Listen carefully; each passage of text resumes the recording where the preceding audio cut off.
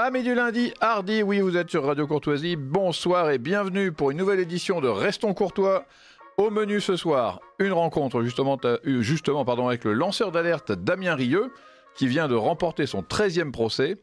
Mais au-delà de l'actualité, donc nous allons surtout parler de son parcours militant, de son activité d'influenceur, donc cet étrange métier qui est apparu dans les années 2010 et dont il va nous apprendre les tenants et aboutissants.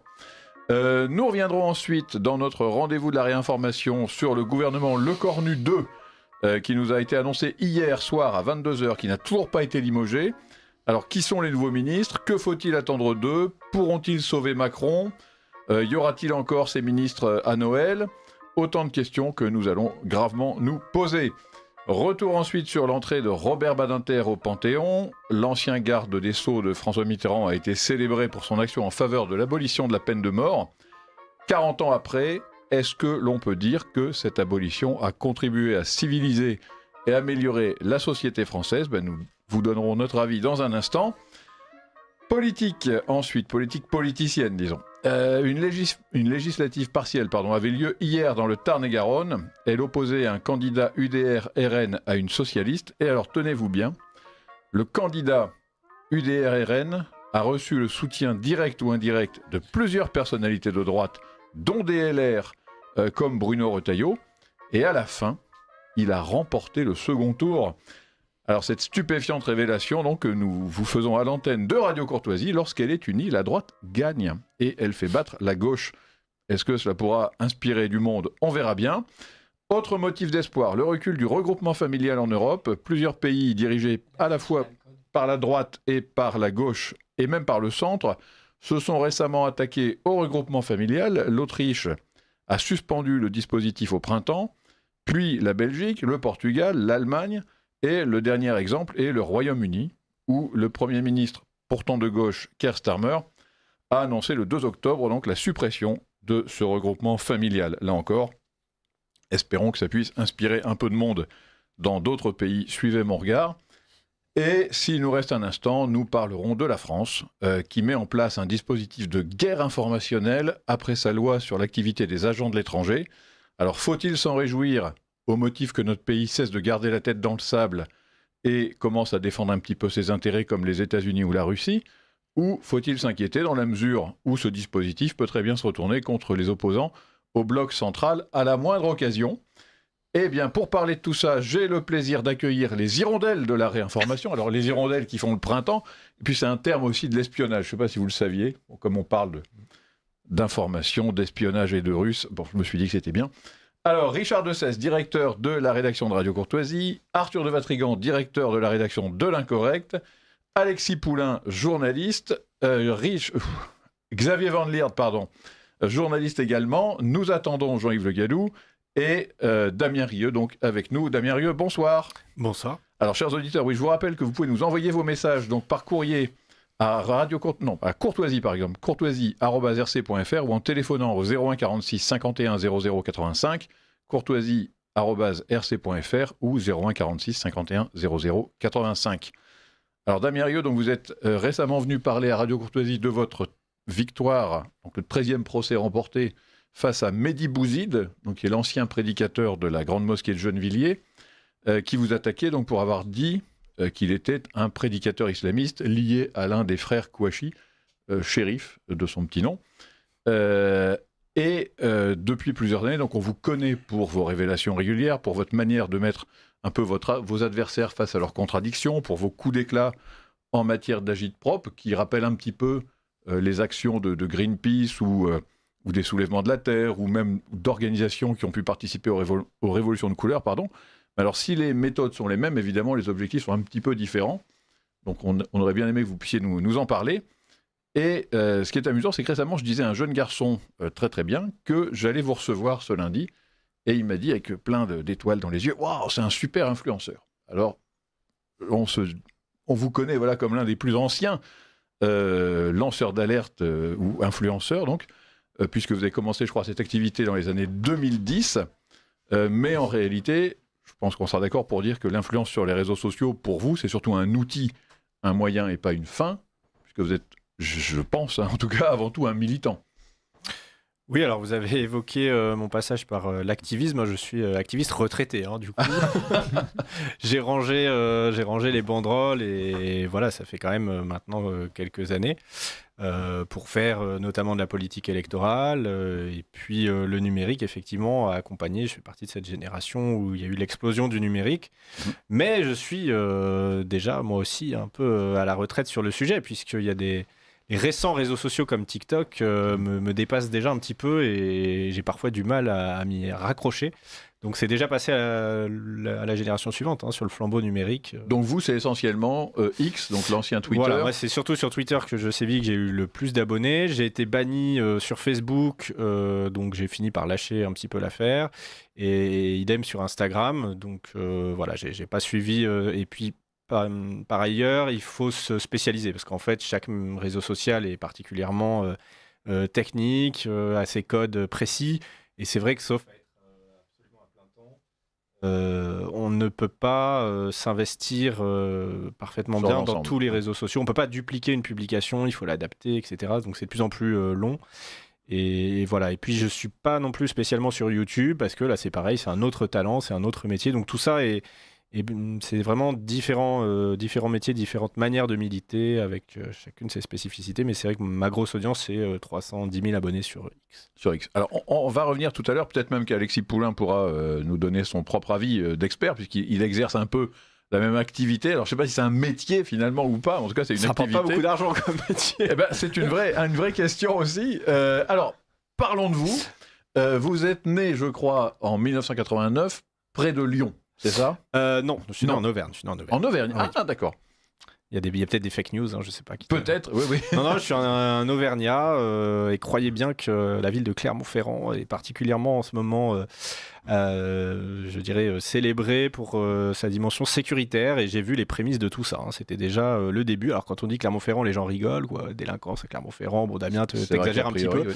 Et je peux vous assurer que déjà quand j'étais petit, c'était. Donc petit, c'est-à-dire dans les années 90, vous avez grandi là-bas ? Oui, voilà, j'ai grandi. Puis après, je suis allé à Lyon, effectivement, à partir du lycée. Ah, c'est ça, ok, voilà. D'accord. Et alors, vous avez grandi dans quel genre de famille ? Comment s'est passée votre enfance ? Et puis, comment s'est passée surtout votre découverte du...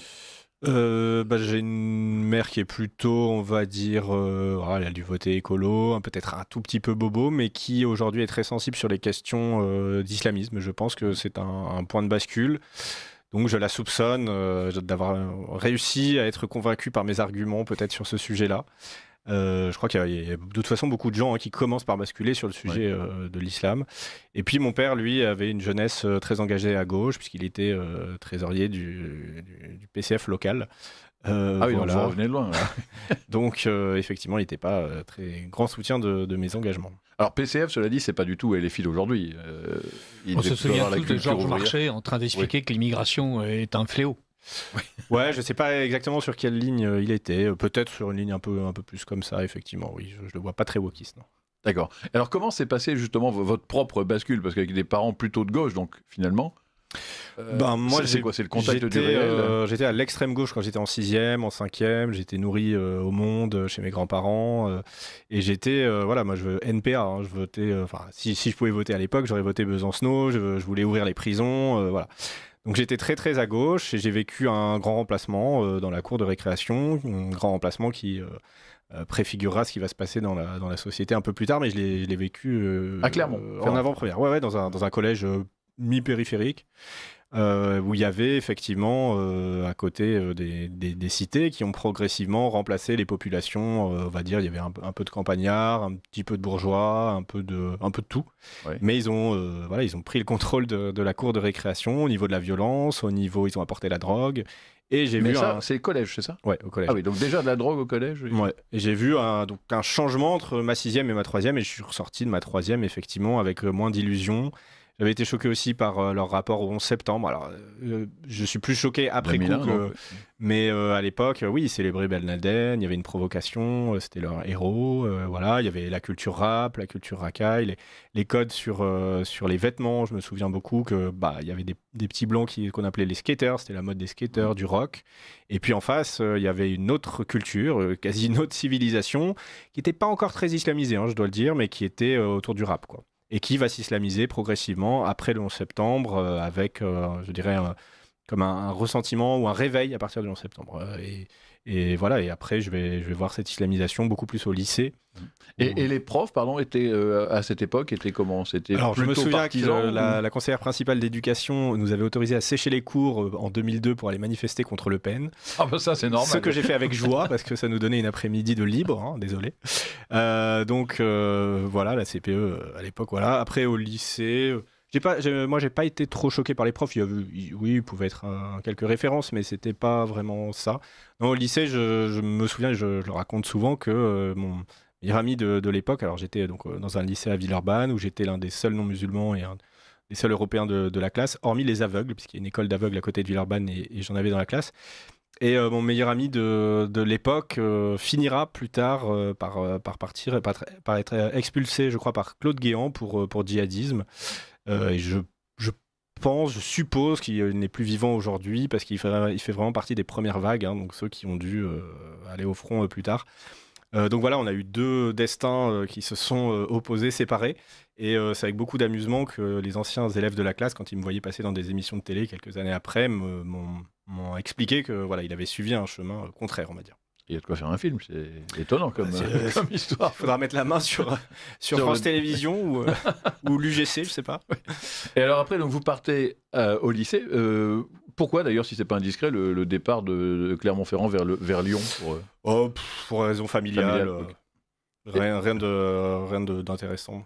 Et au lycée, alors comment ça? Donc là, vous découvrez Lyon, qui est une autre ville, et c'est pire, j'imagine, non? Oui, alors Lyon, j'ai vécu dans beaucoup de quartiers. J'ai vécu à la Guillotière, j'ai vécu un peu au Vieux-Lyon. J'ai vraiment mangé, quoi. Villeurbanne, c'était dur. Grand Clément, j'ai vécu en foyer de jeunes travailleurs, pareil, où j'étais l'un des seuls Européens. Donc j'ai un peu tout vu.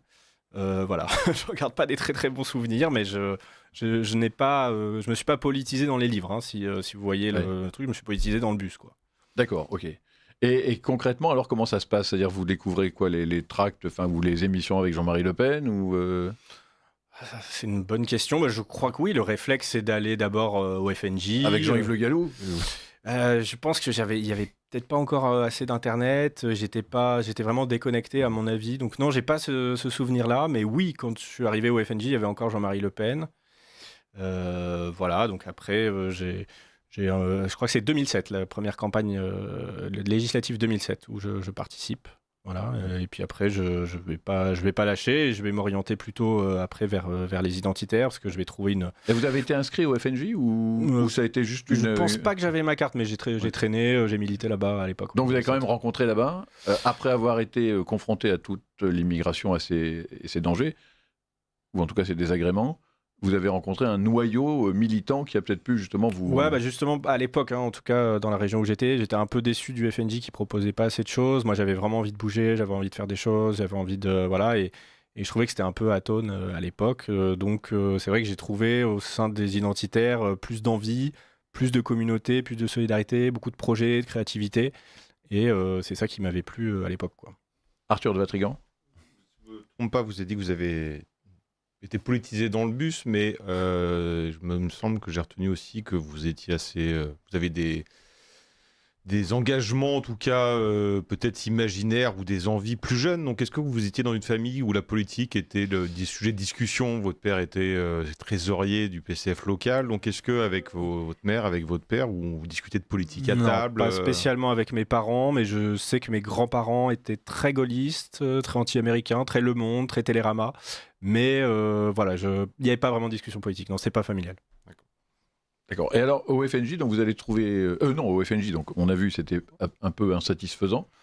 Et à Génération Identitaire, comment est-ce que vous rencontrez Génération Identitaire? Alors à l'époque, ça s'appelle pas encore comme ça s'appelle les Jeunesses Identitaires, je crois. Et puis ensuite, ça va devenir Génération Identitaire en 2012, à l'époque de François Hollande, où là, il y a une nouvelle génération qui arrive, on lance un nouveau mouvement qui se veut être hégémonique sur la jeunesse de droite, qui va beaucoup surfer sur la manif pour tous. Donc c'est une époque où voilà, il y aura une union des droites au niveau un peu de la jeunesse. Tout le monde va se retrouver, et des jeunes. Et là, vous êtes à Paris ou encore Non, à Lyon? je suis toujours à Lyon. Ouais. Ok. Et comment ça se passe alors? Comment on milite à Lyon? Parce que si vous êtes avec le FNJ n'a pas basculé vers Génération Identitaire. En tout cas, avec Génération Identitaire, voilà, on a fait le constat, on a essayé de trouver, on a fait un peu le constat de ce qui marchait pas, et ce qui nous inspirait, ce qui manquait, c'était un groupe d'activisme.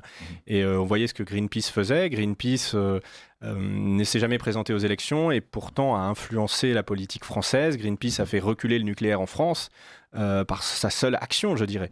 Voilà, c'est pas les Verts avec leurs résultats électoraux minimes qui ont réussi. Donc c'est l'influence de Greenpeace. Donc le modèle, c'est comment faire parler et faire avancer un sujet lorsqu'on avait à l'époque pas les médias. La situation est bien différente aujourd'hui. Pas l'opinion, qu'on est seul. Et ben pour ça, il faut créer des coups d'éclat médiatiques qui, avec des messages très photogéniques, où on oblige les médias à nous prendre en photo avec une banderole, un slogan, et on fait passer nos messages, on piège les médias, on joue avec les médias par ce biais-là, et c'est ce que faisaient également très bien les Femen, avec un ratio, elles étaient 10, et elles faisaient des dépêches et des buzz permanents. Ouais. Ce que vous faisiez aussi à Lyon, si je ne me trompe pas, c'est qu'il y avait une présence dans la rue aussi. Alors s'il y avait des lieux, c'était pas que de l'agite-propre. Oui, il y avait des lieux. Il y avait un projet de Traboul, peut-être même le Vieux-Rempart, le Vieux-Rempart est peut-être devenu aussi un lieu. Il y avait. Et quel était le type de jeunes qui vous rejoignaient sociologiquement? Pour quelles raisons ils venaient? Quel type de quel horizon ils venaient toute cette jeunesse? Effectivement, dans la stratégie des identitaires, il y avait cette volonté de faire de la métapolitique énormément. Donc, c'est-à-dire de ne pas s'arrêter aux campagnes électorales, de faire du culturel. On avait une association de patrimoine, de faire du sport. On avait une association de défense, parce que c'est vrai que quand on est jeune, qu'on prend les transports en commun, qu'on ne sait pas se défendre et qu'on veut s'inscrire dans un club de défense, on y croise généralement les gens qui nous harcèlent dans les transports. Donc c'est pas très agréable, donc on est obligé de faire nos propres clubs de sport, je dirais. Voilà, on avait travaillé là-dessus, il y avait des conférences, on avait sûrement invité Monsieur Le Gallou. Je suis allé assez souvent. Voilà, assez souvent. Donc c'est un lieu de vie, ce qu'on appelle les maisons de l'identité, donc des lieux où on développe tout un tas d'activités métapolitiques, ce qui permet de faire venir des jeunes qui parfois ils viennent pour le sport et puis ils vont repartir avec de la politique, parfois ils viennent, il y avait un ciné-club, il y avait une bibliothèque, il y avait un bar. Mais voilà. C'est extraordinaire ça. Oui, c'est un lieu communautaire et politique, voilà, et par-delà se sont greffés plein de gens. Il y a des milliers de personnes qui sont passées. Alors il y a des gens qui restent un mois, des gens qui restent 10 ans, des milliers de personnes qui sont passées par ce lieu, qui, je l'espère, ont appris, ont rejoint quelque chose qui leur plaisait, et j'espère on les a parfois sortis d'impasses politiques, et on les a emmenés vers des sujets et de l'action bénéfique pour la cause. Ouais. Alors tout ça, j'imagine, sans les subventions de la mairie de Lyon. Oui, ça.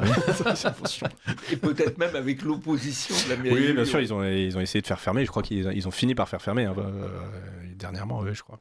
Alors comment vous financiez tout ça? Et ensuite, il y a Xavier Van Lierde qui voudrait vous poser une question. Par les cotisations, on était très très motivés, on cotisait tous chacun, et puis après il y avait un bar associatif qui permettait effectivement de faire tourner. Il y avait quelques petits rares donateurs, et ça tournait comme ça. Xavier Van Lierde? Oui, vous avez dit que la mairie de Lyon ne vous soutenait pas, ce qu'on imagine aisément, qu'elle s'opposait à vous. Comment expliquez-vous, ce qui est quand même beaucoup plus surprenant, qu'un tel mouvement n'ait pas été davantage soutenu, épaulé par les partis de droite nationale, et en l'occurrence par le FN, qui a, en certaines occasions, vous a même lâché au moment de la dissolution de Génération Identitaire, si je me souviens bien. Très rares sont les personnalités de ce mouvement qui se sont opposées à cette dissolution. C'est pour moi un mystère voilà, j'aimerais savoir comment vous l'avez vécu et comment vous l'expliquez. Alors, des fois, on a eu quand même des soutiens jusqu'aux Républicains UMP de l'époque, sur certaines opérations. Je me souviens d'une Nadine Morano. Je me souviens que sur la question du racisme anti-blanc, alors c'était la génération avant moi, mais il y avait la question du groupe Sniper, il y avait, je crois, avec Jean-François Copé. Il y a eu parfois des passerelles avec LR.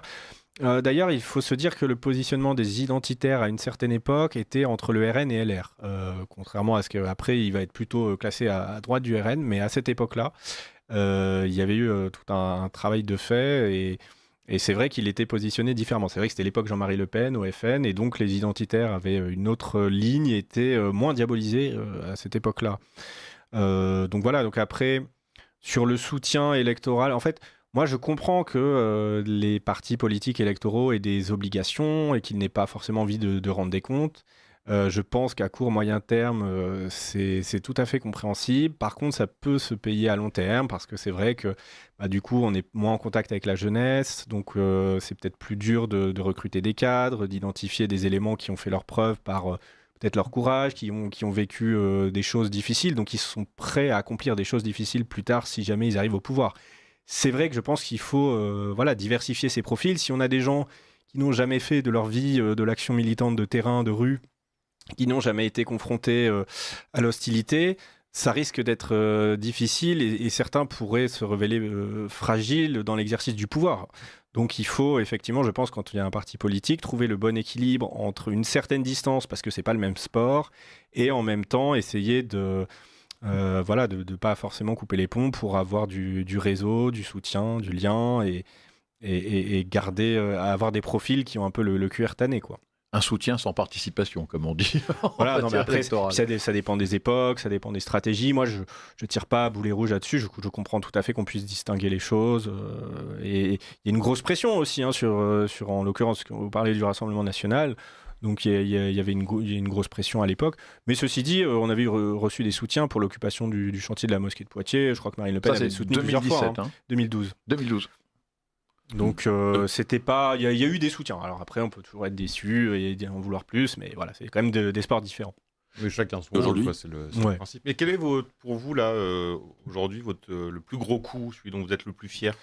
Ah moi, mon Himalaya, c'est l'opération Defend Europe en Méditerranée, c'est-à-dire on avait loué un bateau et c'est toute une odyssée à travers la Méditerranée avec tous les ports qui vont être fermés, les médias contre nous, et on va partir en Méditerranée, enquêter, mettre la pression sur les ONG au large de la Libye. Donc c'est toute une extraordinaire aventure qui a été mal médiatisée parce qu'on avait vraiment là, c'est une des fois où j'ai vu un emballement médiatique contre nous digne d'un second tour, quoi. C'était vraiment, on était des criminels. Il y a eu énormément de fake news et on avait du mal à se défendre parce qu'on n'avait pas Internet à bord et c'était pas autant développé qu'aujourd'hui. Donc on a eu du mal à contrer ces fake news et expliquer. Ils ont raconté que notre opération était un fiasco. Je crois même qu'il y a une tentative de plainte comme crime contre l'humanité par la gauche parce qu'ils disaient qu'on allait noyer des migrants. Enfin voilà. Vraiment, il y a eu tout sur cette affaire, mais c'est ma plus belle opération et celle où j'ai le plus de nostalgie. C'était en quelle année ça? Je sais pas, 2017, non 2015, 2017, ouais, peut-être. Alors, est-ce que c'est pas justement parce que... premier papier dans l'Incorrect, je me rappelle. Ah oui? Ah bah voilà. C'est un public reportage, un public communiqué, comme on dit. Ah oui. À l'époque. Mais peut-être que justement ils avaient trouvé le moyen de vous contrer après quelques grands coups d'éclat, parce qu'il y a eu le chantier de la Grande Mosquée de Poitiers. Il y avait aussi dans les Alpes une action au col de l'Échelle. Qui avait très très bien marché. Darmanin, je crois, était ministre de l'Intérieur. Il avait été embêté. Il va se venger quelques années plus tard en interdisant Génération Identitaire parce qu'on l'avait vraiment humilié sur cette opération. Alors, est-ce que vous pouvez le rappeler pour les auditeurs de Radio Courtoisie qui ne se souviendraient pas ou qui n'auraient pas eu connaissance de cette action? On avait fait tout simplement une frontière symbolique au col de Mont-Genèvre où il y avait une centaine de militants qui s'étaient déguisés un peu en garde-frontière avec des doudounes bleues. D'ailleurs, ces doudounes bleues vont être utilisées pour le procès parce qu'en fait, nous sera reproché absolument rien d'illégal. Ils n'ont rien trouvé, ils ont cherché, ils n'ont rien trouvé. La seule chose, c'était que nos doudounes ressemblaient aux doudounes des gendarmes. Elles avaient le même bleu et donc ils ont essayé de dire qu'il y avait usurpation de la fonction de gendarme. Voilà. Et évidemment, ça finit par échouer. C'était la seule chose qu'ils avaient à nous reprocher. Tout le reste était purement symbolique. On est arrivé avec des médias, on a déployé une sorte de frontière en plastique avec des tentes. On a loué des hélicoptères pour faire des belles images impressionnantes. Et voilà, et ça avait vraiment buzzé. L'objectif de cette opération était de montrer que s'il y a 80 gamins qui peuvent tenir une frontière, a priori, la 7e puissance mondiale, si elle le veut, le peut. D'accord. Et vous avez été confronté à quoi alors à cet endroit? Vous avez croisé des migrants, vous avez croisé des policiers, des journalistes? J'ai croisé des migrants. Moi, j'ai marché dans la neige avec des migrants sur lesquels j'ai eu des discussions, en demandant pourquoi ils venaient, qu'est-ce qu'ils comptaient faire. Donc oui, tout à fait. On a signalé des clandestins. On travaillait avec la PAF, qu'on informait plus ou moins discrètement avec plus ou moins de complicité.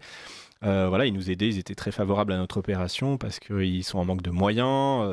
Il y avait des militaires, il y avait la PAF. Ça, c'est intéressant, je pense. Ah bah ouais. On l'a jamais Maintenant, dit, je peux le dire, la prescription. Donc, effectivement, on a un soutien. Les forces de police sont évidemment, de gendarmerie sont évidemment étaient d'accord. Donc c'est les forces de justice plutôt qui ont été contre vous et les forces politiciennes. Finalement, pour ce procès, on a gagné. Donc j'ai été relaxé. Donc on s'en est bien sortis. Ils n'ont rien trouvé à nous reprocher. À chaque fois, le but, c'est de faire vraiment des choses sur la ligne jaune, mais rester dans la légalité, ce qu'on a su faire. Et vous avez gagné en justice, mais en même temps, Génération Identitaire a eu contre elle une presse abominable et surtout, comme d'habitude, la gauche a essayé de vous tuer socialement, dire à défaut que vous perdiez dans les prétoires, vos militants étaient dénoncés à leurs employeurs. Autrement dit, il y avait quand même un acharnement extrajudiciaire qui, lui, a presque plus porté ses fruits. Oui, mais ça, c'est ça arrive à tous les militants de la droite, sinon ça arrive à tous les militants de droite, on est d'accord. Ouais, c'est pas spécifique. Voilà, mais les militants de gauche, j'ai perdu ma thèse et mon emploi le même jour. Ouais, voilà. Je peux vous dire que Jean-Yves, il n'a pas perdu, parce qu'il est narc, donc il s'en sort. Oui, ça n'a pas toujours été très confortable. Et je pense qu'aujourd'hui, ça le serait beaucoup moins. Ouais. La situation a changé en une vingtaine d'années. Alors, je crois que Xavier Van Liert voulait vous relancer éventuellement peut-être sur le soutien des partis et peut-être Alexis Poulain juste après, oui. Non, maintenant ça semble un peu dérisoire. Vous parliez du fait que c'était compliqué pour ces partis parce qu'ils subissent des pressions. Je voulais simplement réagir mais à chaud en disant que plus on cède à ces pressions, généralement, plus on en subit et que la meilleure méthode est probablement de ne pas y céder. Et l'autre question que je voulais vous poser, c'est aujourd'hui, où en est-on ? Oui, du passé. Ne pas céder, oui, je pense qu'il y a un juste équilibre. Voilà, je sais qu'il y a la ligne Jean-Yves Le Gallou qui dira qu'il ne faut jamais céder. Moi, je suis un peu plus prudent. Je dis que parfois, c'est difficile quand on est en interview sur RTL de passer 2-3 minutes à se justifier de choses qui n'apportent rien. Voilà, et pendant ce temps, on ne parle pas d'autre chose. Donc, il faut trouver l'équilibre entre les deux. Je n'ai pas la science infuse sur le sujet. Je suis d'accord que si on cède trop, après, effectivement, le système médiatique le comprend et appuie, et de toute façon, on trouvera toujours quelque chose. Et en même temps, voilà, il faut aussi, parfois, il y a des combats qui sont pas productifs. Donc, il faut trouver, à mon avis, l'équilibre entre les deux. Si on regarde sur la politique, mais sur ne rien céder, c'est ce qu'on entend souvent. Il y a un politique qui n'a jamais rien cédé. C'est Éric Zemmour, il a fait 5%. Donc je suis pas sûr que cette stratégie. Mais je ne crois pas que ce soit pour ça qu'il ait fait 5%. Je sais pas, mais en tout cas c'était sa stratégie et ça fait plaisir à tout le monde, mais électoralement c'est pas traduit. L'électoral est un sport à part, c'est sûr. C'est sûr. Il y a des règles malheureusement les règles n'ont jamais été créées par les gens de droite. C'est les gens de gauche qui les créent et soit vous jouez avec les règles, soit vous dégagez. Enfin, si je peux me permettre, si Éric Zemmour a fait 5%, c'est parce que Mélenchon montait tellement dans les sondages que tout le monde s'est excité en se disant on va réussir à pas avoir Marine Le Pen. Il a surtout été victime du vote utile. Ah oui. C'est-à-dire qu'à partir du moment où dans Je voulais pas relancer le... Oui, non, mais à la fin... mais quand même. Puisqu'on est en train de parler d'union des droites... À la fin de la campagne, il a effectivement été devancé par Marine Le Pen. À ce moment-là...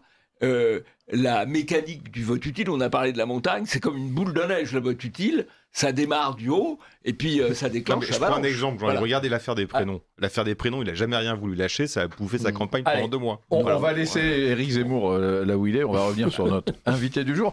Juste un mot peut-être avant de donner la parole à Alexis Poulain, pour dire que quand on commence à trop céder aussi, on finit peut-être parfois par aller célébrer le patriotisme de la diversité, place de la République. Non Non. Habile transition. Je dis ça comme ça. Vous n'êtes pas obligé de rien. Vous voulez mon avis sur le sujet, c'est ça ? J'ai donné le mien, c'est tout, mais vous avez le droit de donner le vôtre. Effectivement, j'ai tweeté en tout cas aujourd'hui que l'un des organisateurs de la manifestation de dimanche,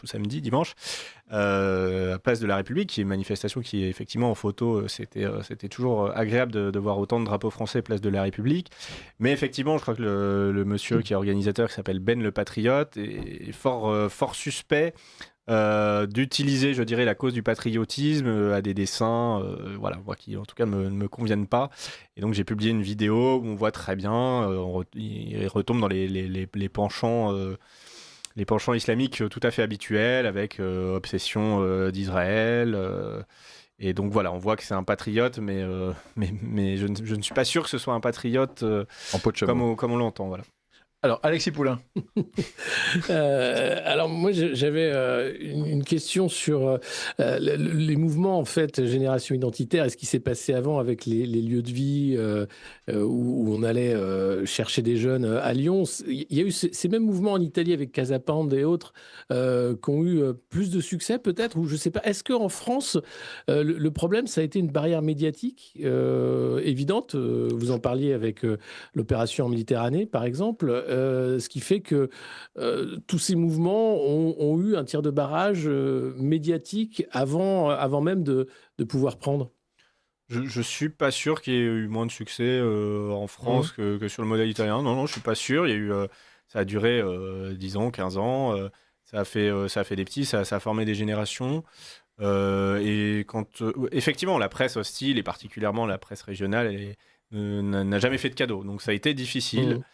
Et c'est vrai que il mettait la pression sur les politiques qui ont fini par céder pour se faire bien voir, pour avoir un petit badge antifasciste. Électoralement, ça peut toujours rapporter, surtout à Lyon où la gauche se dispute la ville avec l'extrême gauche, quoi. Jean-Yves Le Gallou, ensuite Xavier Van Moi, Lierde. je crois que Lyon, ça a été vivant pendant peut-être 10 ou 15 ans, et aujourd'hui, ça a quasiment disparu à cause de la répression administrative, judiciaire et de la dissolution. Et de la sociologie de la ville qui va changer, en fait, puisqu'en fait, il y a un white flight dans Lyon. Il y a Alors, en bon français, ça veut dire c'est un terme sociologique. Des Blancs. Ça n'empêche pas de traduire. Non, mais il y a, je pense, des gens qui n'ont soit plus les moyens, soit plus envie de vivre l'insécurité lyonnaise, et les familles, ce qu'on appelle les familles catho de Lyon, qui faisaient que la ville était d'un centre droit modéré toujours, mais pouvaient pencher parfois pour un léger conservatisme. Ces gens-là sont partis. Ils sont partis à cause, à mon avis, plus de l'insécurité, et donc il y a un changement sociologique à Lyon qui se retrouve dans les résultats électoraux du RN qui ont chuté drastiquement, et on est passé de 14 à 7, 5, et ça va de pire en pire. C'est un changement de population où les métropoles se métropolisent sociologiquement, électoralement, je dirais. Oui, et on est dans une fenêtre de tir là où en gros il y a quand même 15 ou 20 ans qui vont être absolument décisifs pour... Pour les métropoles, malheureusement, je crois que c'est déjà plié. Je vois pas comment ça va s'inverser. Je sais pas si on regarde quand même à Lyon ou même à Paris, il y a une potentialité d'avoir un maire qui soit moins de gauche que le précédent. Oui, il sera au mieux moins de gauche, quoi. Voilà. Ça revient dans le... Non, c'est effectivement très probablement Jean-Michel Aulas qui va gagner à Lyon, et c'est du centre-gauche, et il fait campagne très très à gauche. Donc il n'a pas le choix. C'est ça ou le pire. Xavier Van Lierde. Non, je voulais réagir. Alors, pour Lyon, certes, mais il me semble que quand Génération Identitaire a disparu, c'est pas sous les coups médiatiques seulement, mais en raison de son interdiction, et qu'à ce moment-là, c'était encore un mouvement extrêmement dynamique, rassembleur, et qui accueillait et qui faisait encore de très très belles actions, qui n'était pas du tout en déclin. Oui, tout à fait. C'est vrai que c'est le juridique, c'est effectivement la dissolution de Gérald Darmanin qui a tué le mouvement. Bon. Après, ceci étant, je pense que l'activisme, c'est une période. Est-ce que l'activisme est aussi important aujourd'hui ? Est-ce qu'il n'y a pas des nouvelles manières de faire ? Moi je pense que c'était une époque qui était nécessaire, mais aujourd'hui on a beaucoup plus de médias, nos idées sont passées à peu près partout. Alors c'est toujours utile pour l'aspect par exemple communautaire, je pense qu'il est très important. Mais aujourd'hui des petits groupes, et je pense par exemple aux filles de Némésis qui sont sur une très bonne ligne, elles n'ont pas besoin d'être des centaines, faire des grandes manifs ou des grandes opérations spectaculaires avec des hélicos ou des bateaux, et pourtant elles arrivent à occuper l'espace médiatique toute la semaine.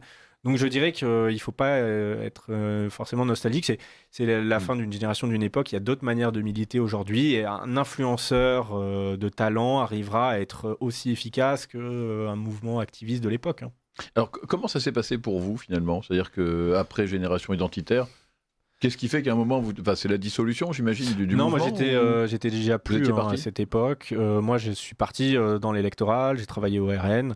Je me suis présenté au RN et je travaillais pour des élus là-bas. Donc j'ai fait, à un moment donné, en fait, l'activisme, c'est pas un métier.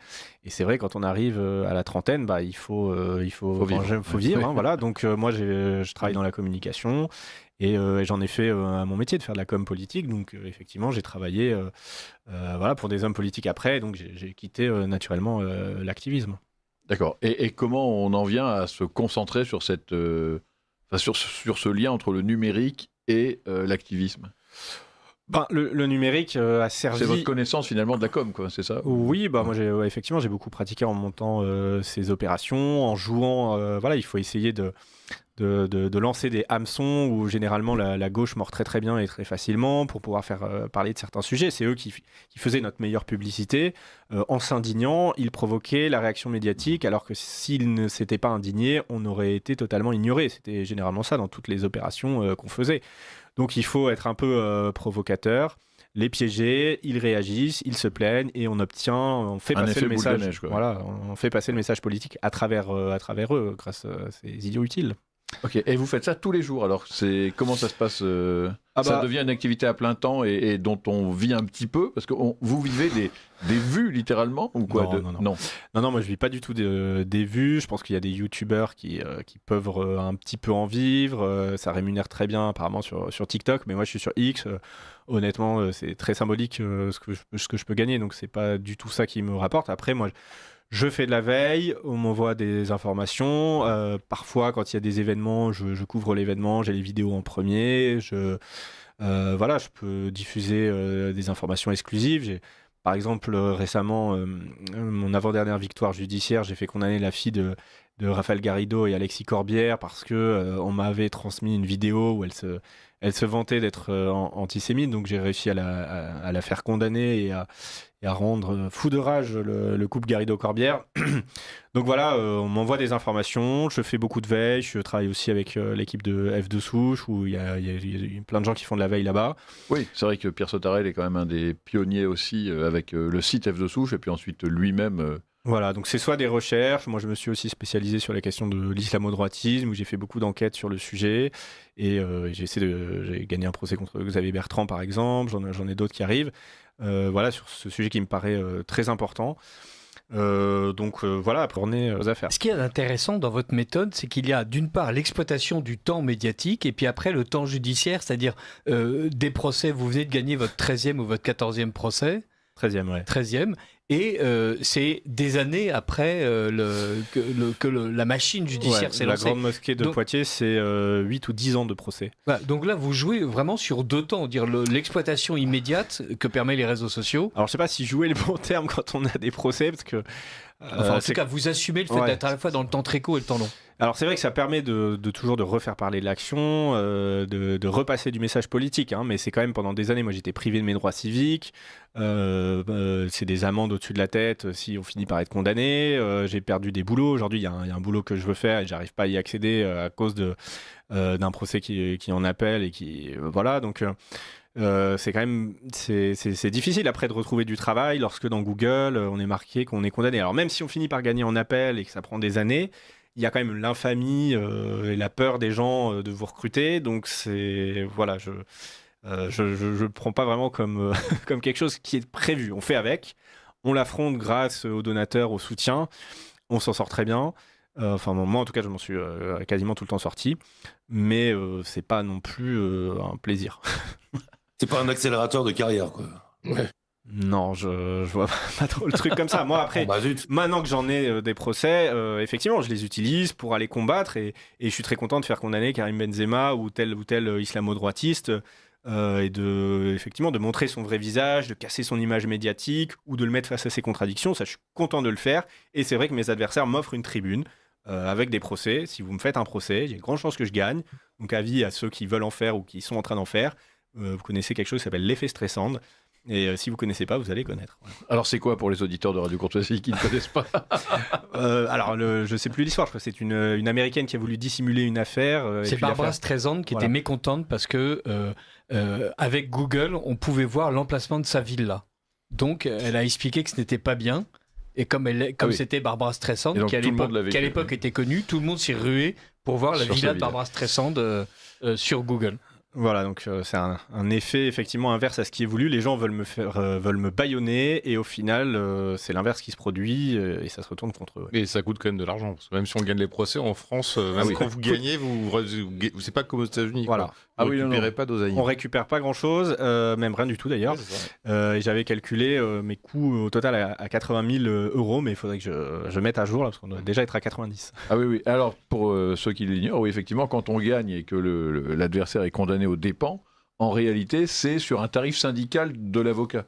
Donc, s'il vous met 150 € de l'heure ou je ne sais combien, et ben que le tarif syndical est reconnu à 25 €, vous avez un pourcentage de 25 €. Mais ça, c'est même pas tout le temps. Même pas. Ah, c'est même pas tout le temps. Non, il faut oui. faire non, une démarche, il faut faire un procès en civil, un truc comme ça. Et puis il faut demander l'avocat de réclame au proc. Enfin, en mais tout cas, moi, je le fais cher, pas voilà. parce que mon avocat me dit que ça va te rapporter autant que ce que ça va me coûter. Donc, je Exactement. l'ai jamais fait sur mes Et procès. il faut savoir que généralement, les gens qui vous attaquent le font pas pour gagner, mais pour vous saigner financièrement. Parce que eux, pour le coup, sont le fonds avec les subsides Des de l'État subventions, ouais. que vous n'avez pas. Tout à fait. Si moi j'avais pas les soutiens, je pense qu'au bout de 2-3 procès, j'aurais arrêté. Ouais. Et c'est tous les soutiens qui me permettent d'arriver à l'équilibre sur le financement de mes frais de justice qui font que je continue à tweeter et à pouvoir être libre de ce côté-là et à pas me censurer, quoi.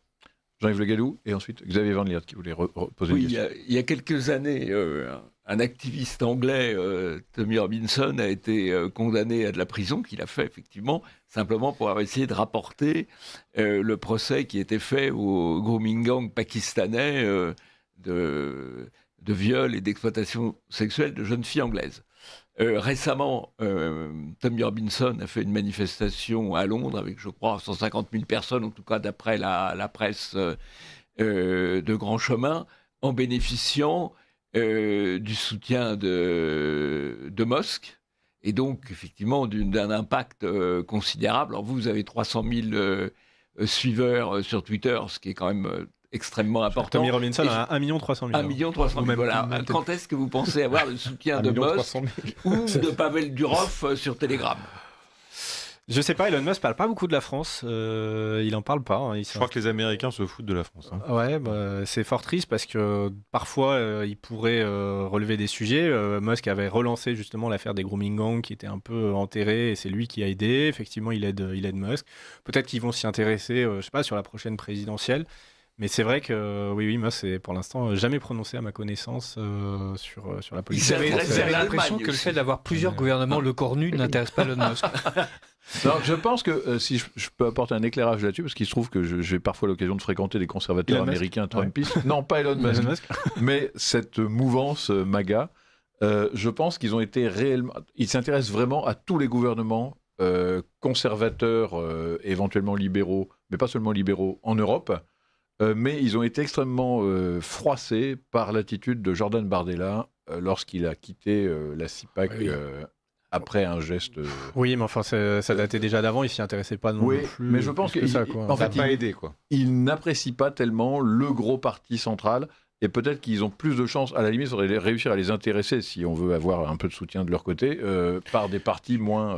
Ouais, je suis pas sûr que le RN en plus serait ravi d'avoir un soutien d'Elon Ah oui, Musk ils n'en veulent pas du tout, voilà, non. qui Non, non. est quand même un peu parfois instable. Alors quand on a une démarche C'est électorale joliment dit. de gouvernement, Il a 25 enfants de je ne sais combien de femmes, et dont un avec un nom de politiquement robot, c'est un peu oui. compliqué. Donc moi je comprends qu'un parti électoral n'ait pas forcément besoin du soutien, surtout qu'il y a une très mauvaise image et de l'administration Trump et de Musk en France. Donc ça m'étonne pas plus que ça soit pas recherché spécialement. Xavier Van Ceci Liert, je étant, crois que- Robinson n'est pas au cœur du système électoral britannique. Hein. Oui, justement. Donc lui, il a moins de comptes à Par rendre. contre, il a aidé parce qu'on pense effectivement que les Américains s'intéressent plutôt à l'Angleterre, ce qui est normal, mais ils s'intéressent aussi, enfin Vance et Musk se sont aussi intéressés à l'Allemagne. Roumanie, oui, À la c'est vrai, Roumanie, c'est la vrai. Bah, Hongrie. Oui, parce qu'il a compris que en fait, l'Union européenne, c'était l'Allemagne. Voilà pourquoi il s'intéresse à l'Allemagne. C'est vrai, peut-être. Oui, mais c'est pas la Roumanie ni la Ah, si. Hongrie, tu vois. Enfin, pardon. Et- Mais la Roumanie et la Hongrie font partie de l'Interland allemand. Allemand. Donc, voilà, c'est là où ils ont installé leurs usines, donc ça fait partie de la grosse Allemagne. Ouais, ça, je sais pas. Je me demande si là vous n'êtes pas un peu simplificateur, mais enfin bon. Ça, c'est pas du tout le genre de la maison. Non, d'ailleurs, je posais la question avec un gros point d'interrogation. Mais non, mais on simplifie comme un Américain, donc on pense comme un Américain. Donc il dit le pouvoir, c'est l'Union européenne, c'est l'Allemagne, donc on va parler aux Allemands. Voilà. Oui, puis l'Allemagne, c'est un protectorat américain depuis quelques décennies. Ouais, Ils sont je- un petit peu chez eux en Allemagne. N'oublions c'est pas pas qu'ils comme ont s'il y avait financé un le peu nazisme, d'argent. alors autant continuer. Non, Bon. puis il y avait des petits enjeux financiers avec l'armement, la nouvelle armée allemande, tout ça. C'est important. On s'éloigne de notre l'AFD n'est activité. pas sur cette Non, c'est ligne-là. qu'en fait, ils ont tout. Non, mais en fait, on ne s'y donne pas tant que ça, parce que si vous regardez, il y a toujours un intérêt derrière. Oui, et la mais- question là, parce que l'Allemagne n'avait plus d'armée depuis ce pour commencer, et que là, ils allaient redévelopper une armée, et puis il y avait. Oui, mais Qu'est-ce là- qu'il y a comme usine? Il y a l'Allemagne, il y a l'Angleterre, il y a la France. Bon, bah eux, ils ne veulent pas perdre leur marché, donc il y avait un risque entre guillemets que l'AfD passe. L'AfD étant nationaliste, comment leur faire comprendre qu'il faut toujours qu'ils achètent américains? On va les draguer, Vance va faire son discours et voilà. Il y a toujours un intérêt derrière, c'est pas gratuit. Alors, Xavier, ensuite on revient à notre invité principal. Oui, je propose qu'on revienne en France et à la géopolitique municipale. Vous avez utilisé plusieurs fois, Damien Rieu, l'expression Droitisme. d'islamo-droitisme ce soir. Je voudrais que vous en donniez une définition parce que j'ai l'impression que c'est quand même un phénomène différent de l'islamo-gauchisme. Alors justement, est-ce qu'on pourrait jouer en quelque sorte au jeu de cette différence pour distinguer les deux phénomènes? C'est simple, l'islamo-droitisme, c'est l'élu de droite qui, sur les plateaux de télévision et auprès de ses militants adhérents, va se peindre en guerrier anti-islamisme, ou très vigilant sur le sujet à minima, et puis en fait va pratiquer en coulisses, plus ou moins discrètement, une politique clientéliste, avec du soutien dans les mosquées. On peut aller prendre la parole dans les mosquées, on peut les financer, on peut les rencontrer, pour obtenir des voix qui sont très intéressantes. 3 jours avant une élection, avoir le vendredi à la prière un petit mot de l'imam qui indique la direction ou bien voter, et bien dans des municipalités ou même dans des régions, ça peut être particulièrement décisif, voire aujourd'hui quasi indispensable. Et donc c'est ces gens qui jouent sur ces deux tableaux. Donc moi je dénonce l'hypocrisie parce que l'électeur Les Républicains est un électeur qui est totalement hostile à l'islamisme, qui en fait vraiment un sujet, c'est un sujet moteur très important chez lui. Alors peut-être pas le plus important, mais vraiment très important. Et donc il est trahi par son vote LR très souvent, qui va donc mener la politique inverse que ce que veut l'électeur Les Républicains. Voir le Rassemblement national, il y a aussi parfois de l'islamo-droitisme dans certaines mairies. Ça peut arriver à titre exceptionnel. Ça arrive dans le Vaucluse, par exemple. C'est bien possible. Et l'islamo-centrisme aussi, non? Jean-Yves me veut des problèmes, là. Longue question d'un auditeur. Merci, monsieur Damien Rieu, pour votre éclairage sur Ben le Patriote. Ce qui m'avait un peu alerté, c'était l'intervention de Madame Enda Ayari, co-organisatrice de la manifestation. Je comprends son respect pour l'islam, qu'elle continue à considérer comme sa religion, même si elle opte clairement pour une vision bien adoucie.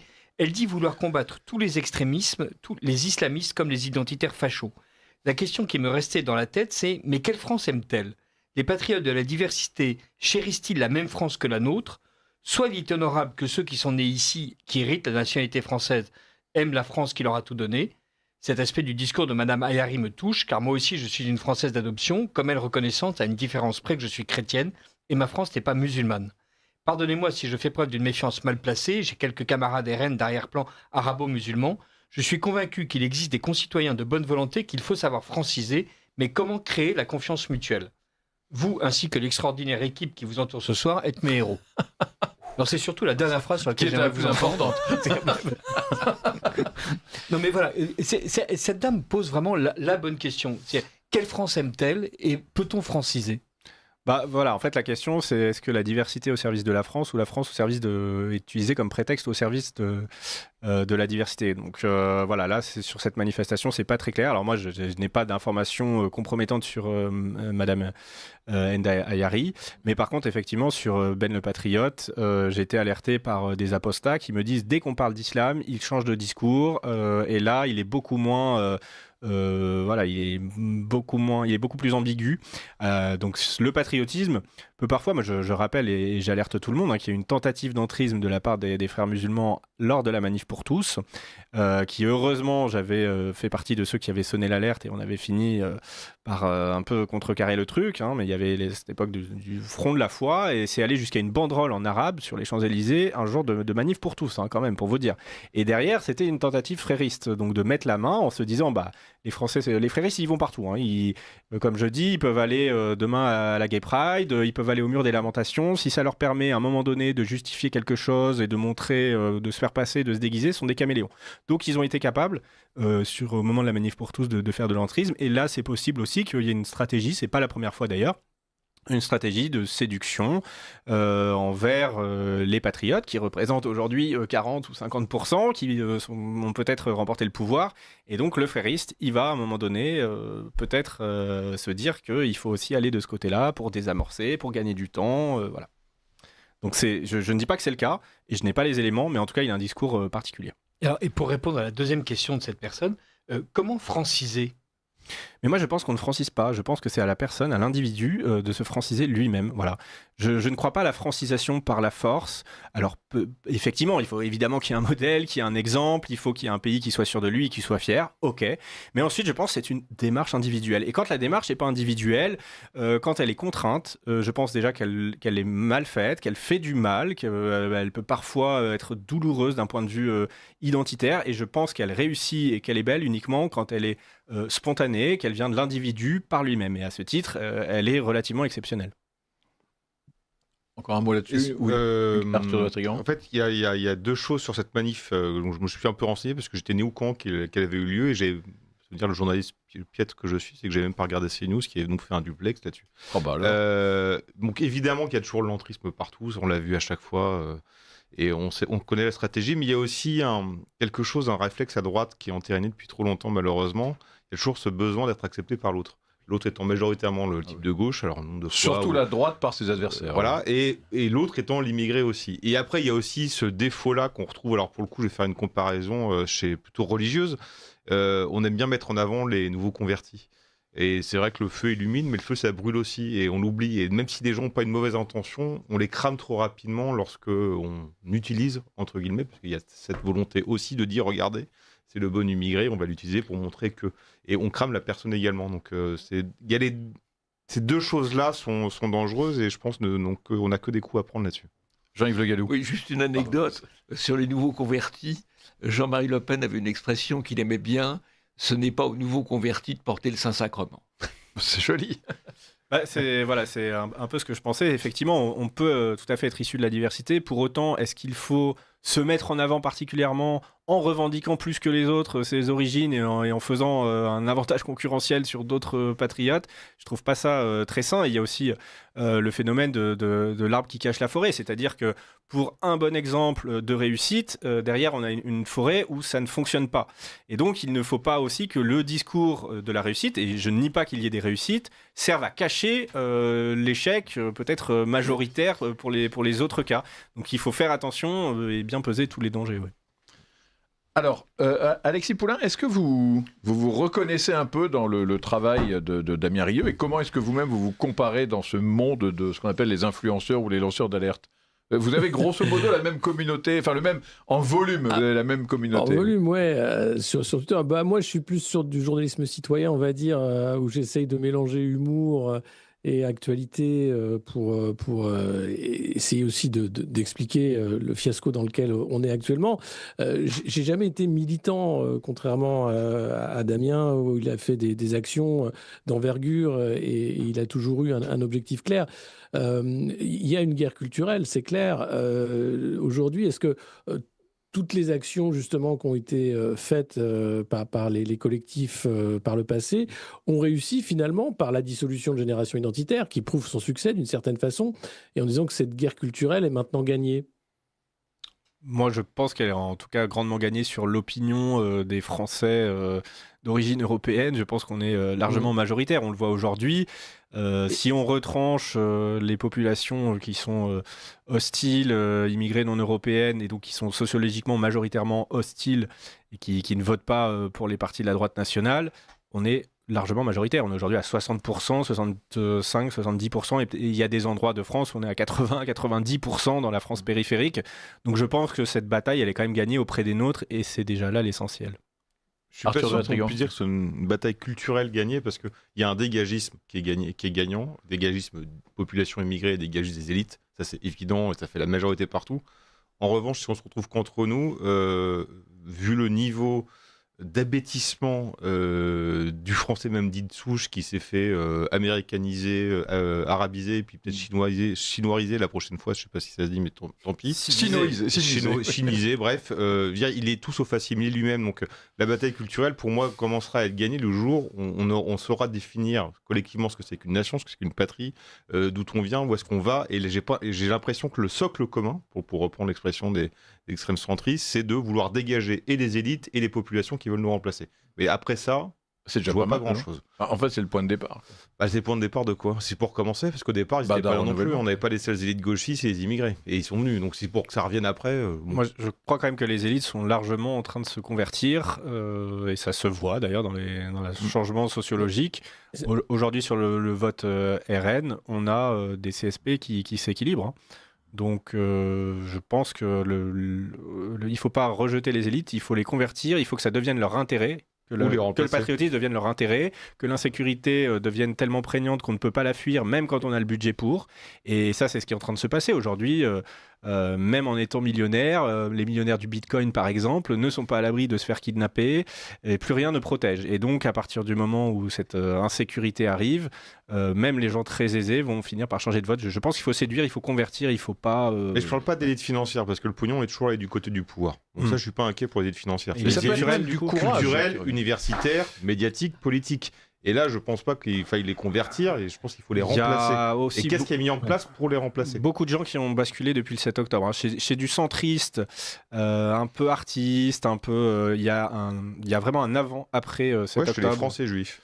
Non, pas que. Chez du macroniste, non, pas que. Effectivement, ils ont complètement basculé, mais il y a, j'ai des exemples en tout cas dans mon entourage de gens qui sont dans des milieux artistiques, de gauche, etc., qui ont basculé et qui seront capables de voter RN en barrage républicain et peut-être même en ayant peur de la situation. Et j'ai une autre question pour vous. Alors moi, je suis plus vieux que vous, mais je suis pas aussi vieux que Richard de XVI, mais je suis quand même un boomer dans ma tête. Et j'aime quand un pays est un peu ordonné. Et là, dans ce monde-là d'influenceurs en centre d'alerte, j'ai l'impression qu'il y a moi, je vois pas très clair entre le politique, l'influenceur, le lanceur d'alerte et le journaliste. Et j'ai l'impression qu'il y a une confusion ou un mélange des genres. Alors, peut-être que ce sont des nouveaux métiers, peut-être. Mais vous, comment vous voyez, est-ce que vous voyez des séparations? Chacun est assigné quelque part, chacun a un rôle particulier, ou au contraire, ce sont des métiers qui sont amenés à être transformés? Non, je pense que la spécialisation, elle se fait sur les différents canaux réseaux sociaux. Mais c'est vrai qu'aujourd'hui, l'homme politique qui n'a pas de réseaux sociaux, qui finalement n'est pas influenceur, n'a quasiment pas de visibilité. Donc c'est des métiers, et en même temps, le travail de journalisme aussi, parce que pour faire du réseau social, pour avoir de l'audience, faut parfois faire du scoop, faut parfois aller chercher de l'info, de la vidéo et tout. Donc c'est aussi du travail de journalisme. Donc c'est vrai, je pense que c'est une analyse intéressante. On peut dire que les trois se rejoignent. Ouais. Un mot là-dessus. Alors moi, Ah oui, Xavier Van Lierde.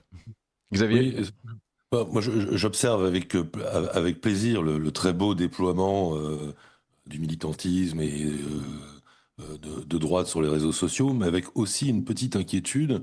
Je me dis que la gauche est encore capable de tenir la rue, de faire de grosses manifestations de rue, d'occuper le terrain, alors que c'est un savoir-faire qui tend quand même, grosso modo, à s'amenuiser, en tout cas, à droite. En tout cas, je suis un peu embarrassé de voir qu'un parti comme le RN a abandonné les grands rassemblements populaires, type la fête des Bleus, Blancs, Rouges, les fêtes de Jeanne d'Arc. Je me demande si, voilà, à force de ne plus en faire, eh bien, le savoir-faire disparaît un peu comme quelqu'un qui fait plus de sport, il s'atrophie, quoi. Ouais, je trouve... Et j'ai peur que le rapport de force soit aussi à un moment dans la rue, notamment avec les filles. Ça peut être gênant, notamment là, si les procédures judiciaires à l'encontre du RN se multiplient. C'est vrai que la pression, la mobilisation populaire peut aider un peu à faire contrepoids. S'il n'y a pas ça, c'est vrai que je pense qu'ils vont en souffrir.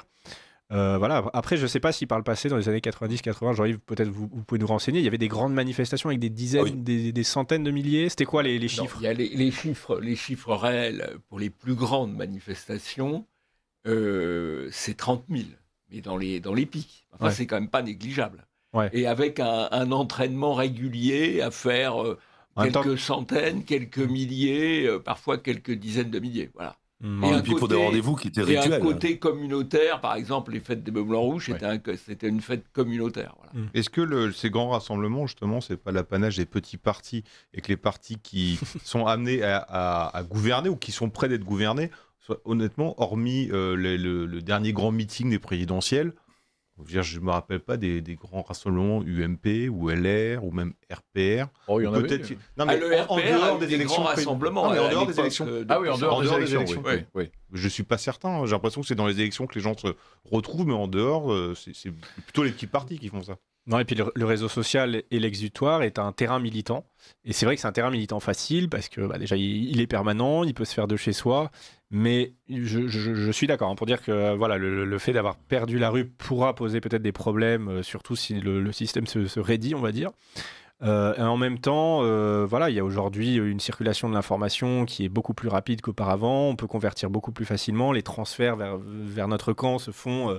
Il suffit de 3-4 vidéos, d'une rencontre sur les réseaux sociaux. Ça va beaucoup plus vite qu'avant. Les barrières tombent, les murs tombent, à mon avis, plus facilement.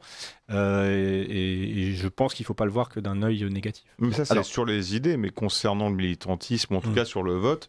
Moi, je cherche encore où est-ce qu'est le vote caché de 2022, parce que les réseaux sociaux donnent un candidat très très haut. Ça ne s'est pas traduit dans les urnes. Est-ce qu'il n'y a pas justement un miroir déformant aussi ? Et peut-être le danger Twitter des réseaux Twitter est sociaux. un miroir déformant parce que c'est du CSP+. Et donc, c'était une sociologie, si vous faites référence à la campagne Zemmour, une sociologie qui était plus CSP+, et donc il y avait un prisme déformant de ce côté-là, alors que la France périphérique n'est pas du tout sur Twitter. Donc il y a eu cette illusion-là. Alors malheureusement, le temps passe à une vitesse folle. Peut-être une dernière question, Damien Rieu. Si vous aviez des conseils à donner, alors soit à de jeunes militants qui ont envie finalement de s'activer, si je puis dire, sur les réseaux sociaux et d'être efficaces comme vous pouvez l'être, ou comme Némésis, ou comme Alexis Poulain, ou comme d'autres, donc qu'est-ce que vous pouvez leur conseiller ? Et à nos auditeurs, même simplement, qui ont des comptes sur Twitter, sur Facebook, ou je ne sais quoi, et qui ont envie d'être un peu efficaces. Quelles sont les petites consignes de base pour faire du bon boulot et éventuellement un jour avoir ces 300 000 abonnés Alors, je serais assez mal en point pour donner des conseils parce qu'en fait, sur les nouveaux réseaux sociaux que sont TikTok et Instagram, voilà, je ne suis même plus à la page. Donc, je pense qu'en fait, les plus jeunes ont ça dans leur génération et vont trouver... Voilà, je ne pourrais pas donner énormément de conseils là-dessus. Par contre, j'ai un besoin et je trouve qu'on manque de production artistique. Il nous manque aujourd'hui, on a énormément de choses. Alors, il nous manque un peu des livres. On écrit plus beaucoup de livres, c'est vrai. Comment ça ? Mais dans le domaine 3 par an. Mais dans le domaine artistique, je trouve qu'on est très en retard. Dans le cinéma, il y a un potentiel. Imaginez, on n'a pas un seul film sur le remplacement de population, aucun film un peu à la Grande Torino sur l'insécurité, on n'a rien. Sur les grooming gangs, voilà. Donc le monde du cinéma, le monde de la musique, de la chanson, on a énormément, malheureusement, on est en train de perdre une partie de notre génération avec toute la musique, vraiment la dégradation je dirais, de ce qui n'est même quasiment même plus de la musique. Donc là aussi, c'est un vrai chantier et pourtant on a des choses à dire. Donc je crois que sur ces deux aspects-là, j'aimerais qu'il y ait des talents qui arrivent à percer. Mais je pense qu'il faut des alliés dans les majors, il faut des alliés dans les boîtes de production qu'on n'avait pas et peut-être, j'entends qu'on pourrait bientôt avoir. Voilà, regardez le dernier, le grand film populaire qui a marché, qui a eu un impact en plus dans les têtes, c'est Bac Nord.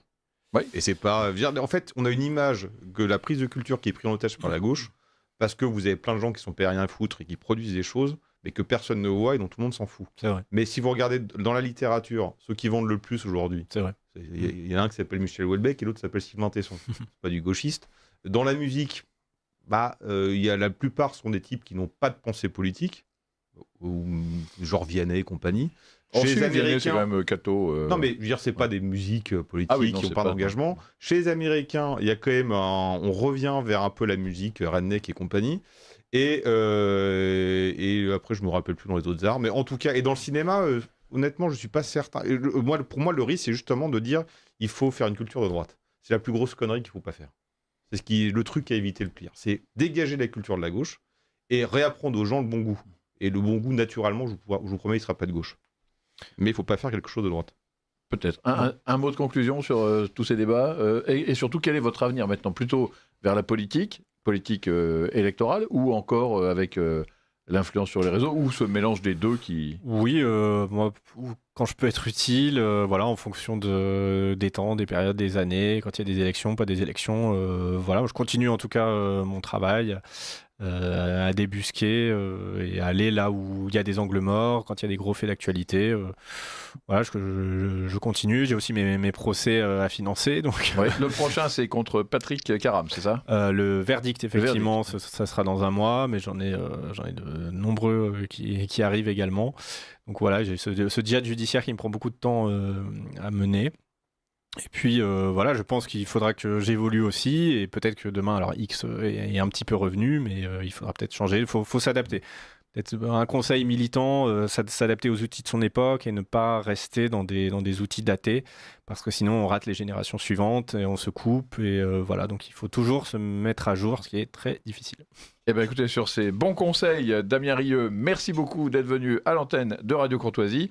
On vous réinvitera, vous êtes régulièrement chez nous pour parler de votre actualité, mais c'était vraiment intéressant, je pense, de vous entendre parler sur le fond et de vous raconter un peu plus sur le fond. Voilà, c'était très bien. Merci encore, et on se retrouve dans un instant pour le rendez-vous de la réinformation.